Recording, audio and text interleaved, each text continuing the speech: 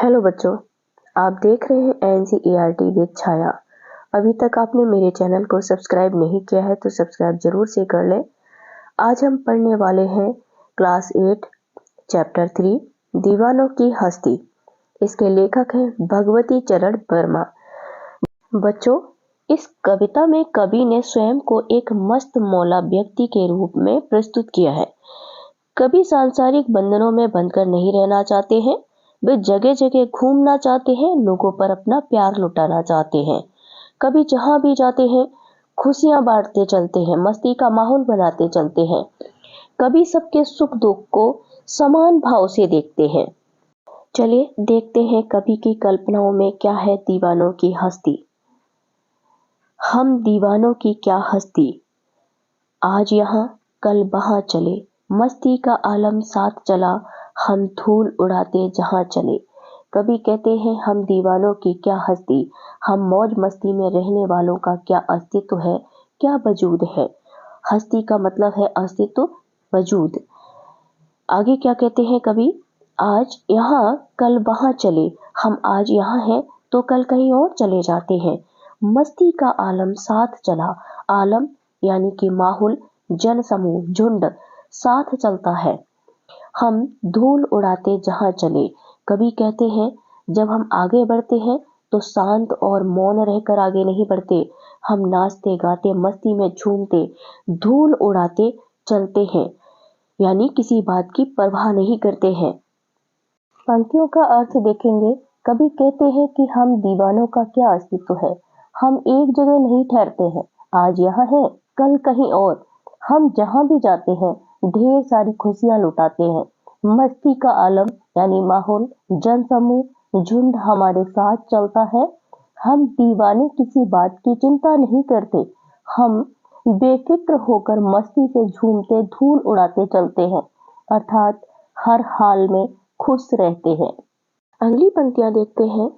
आए बनकर उल्लास अभी, आंसू बनकर बह चले अभी, सब कहते ही रह गए, अरे तुम कैसे आए कहाँ चले।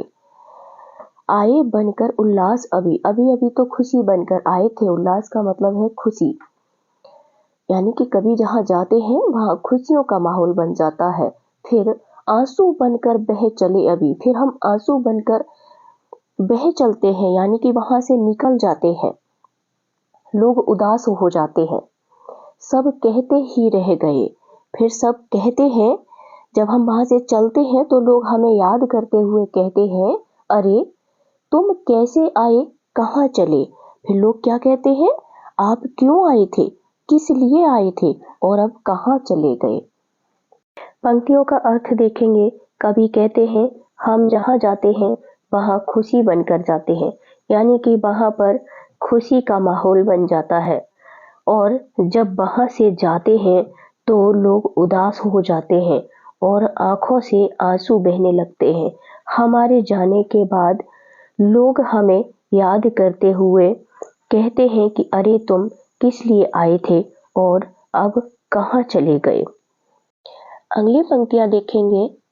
कभी क्या कहते हैं, किस ओर चले यह मत पूछो, चलना है बस इसलिए चले, जग से उसका कुछ लिए चले, जग को अपना कुछ दिए चले।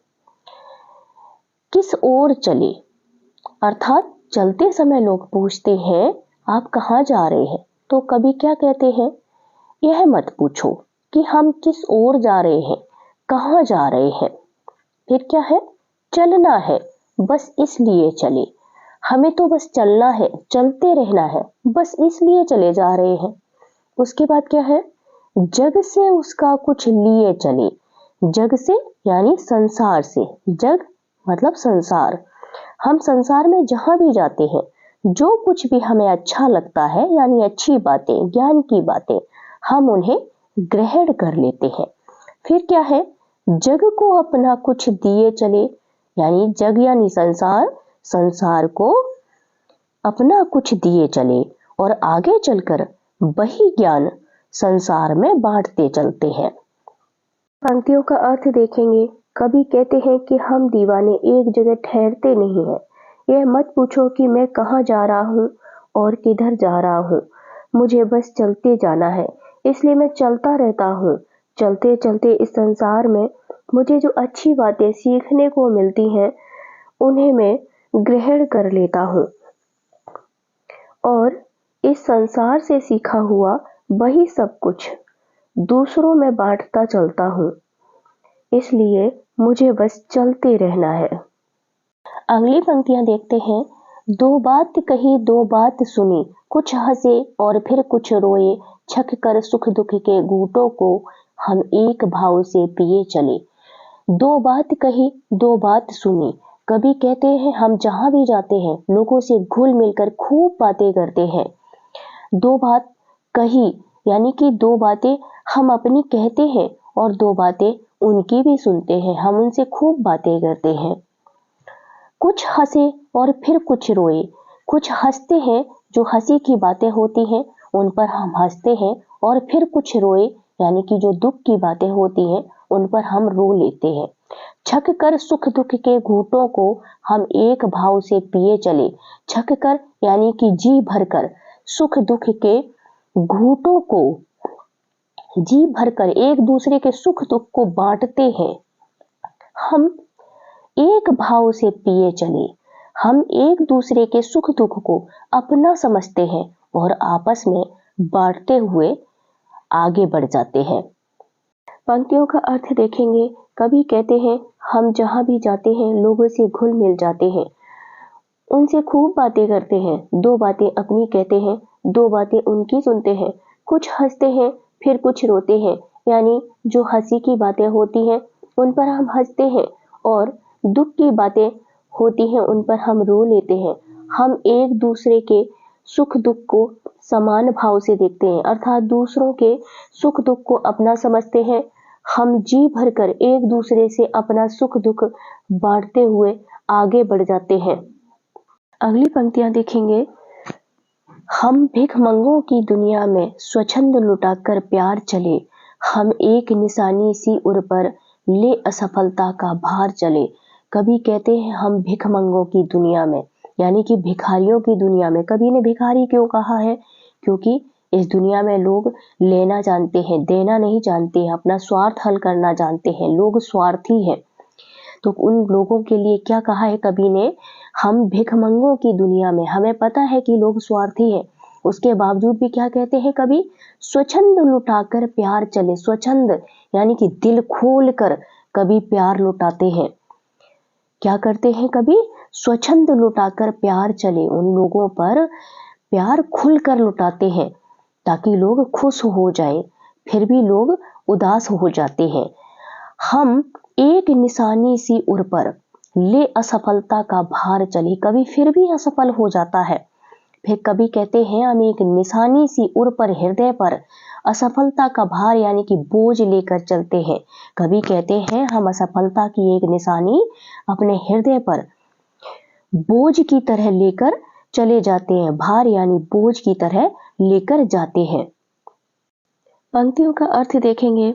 कभी कहते हैं कि हम इस भिखमंगों की दुनिया में, यानी कि भिखारियों की दुनिया में, स्वार्थी लोगों की दुनिया में, जो कि कुछ ना कुछ पाना चाहते हैं, सिर्फ स्वार्थ हल करना चाहते हैं, हम ऐसे भिखमंगों पर दिल खोल कर अपना अनमोल प्यार, खुशियां लुटाते हैं, क्योंकि हम सभी को खुश देखना चाहते हैं। लेकिन इतना सब कुछ करने के बाद भी हम अपने उद्देश्य में असफल हो जाते हैं। मैं इस असफलता के लिए किसी दूसरे को दोषी नहीं मानता, अतः इस असफलता का भार अपने दिल पर लेकर आगे बढ़ जाता हूँ। अगली पंक्तियां देखेंगे। अब अपना और पराया क्या, अब अपना और पराया क्या, आबाद रहे रुकने वाले, हम स्वयं बंधे थे और स्वयं हम अपने बंधन तोड़ चले।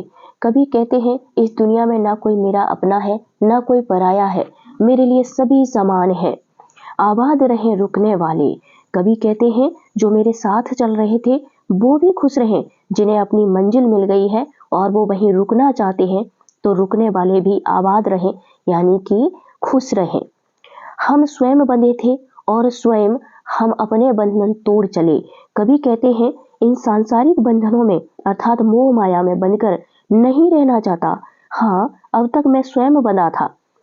कभी कहते हैं हम स्वयं बंधे थे, अभी तक मैं स्वयं बंधा था, खुद से बंधा था, और स्वयं यानी कि खुद से हम अपने बंधन तोड़ चले। अब हम ये सारे बंधनों को तोड़कर जाना चाहते हैं, आगे बढ़ना चाहते हैं, कहीं ठहरना नहीं चाहते हैं।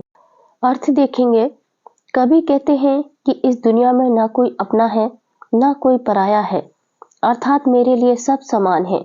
जो लोग मेरे साथ चल रहे हैं वह भी खुश रहें, जिन्हें अपनी मंजिल मिल गई है वह वहीं रुकना चाहते हैं, तो रुकने वाले भी आबाद रहें, यानी खुश रहें। कभी कहते हैं कि इन सांसारिक बंधनों में अर्थात मोह माया में बंधकर नहीं रहना चाहता।